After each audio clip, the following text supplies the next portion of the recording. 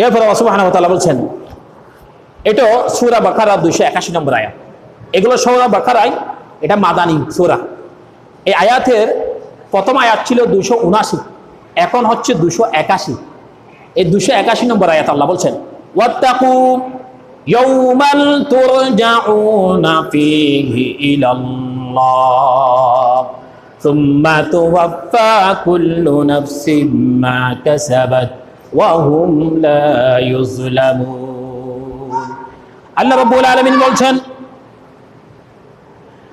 আলামিন বলেন, তোমরা সেই দিনকে ভয় করো, এমন একটা দিন তোমাদের জন্য আছে, যে দিন কিয়ামতের দিন।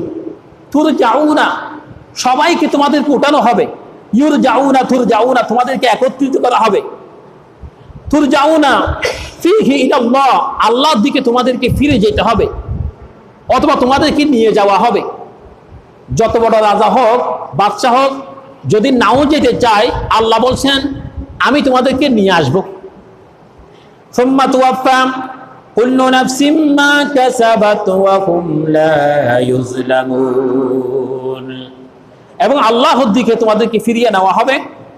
অতঃপর প্রত্যেক ব্যক্তিকে সে যা উপার্জন করেছে, ভালো করেছে, খারাপ করেছে, অন্যায় করেছে, ন্যায় করেছে, যা করেছে সবকিছুর পরিপূর্ণরূপে পূর্ণরূপে আল্লাহর দরবারে তাকে হিসাব দিতে হবে। এই দিনকে বান্দা তোমরা ভয় করো। সুদখোরদের জন্য যন্ত্রণাদায়ক শাস্তি রয়েছে। আল্লাহ রাব্বুল আলামিন বলছেন, ওয়া আখযিহিমুর রিবা ওয়া ক্বাদ নুহু আনহু ওয়া আকলিহিম আমওয়ালান নাসি বিল বাতিল ওয়া আতাদনা লিল কাফিরিনা মিনহুম আযাবান আলীমা।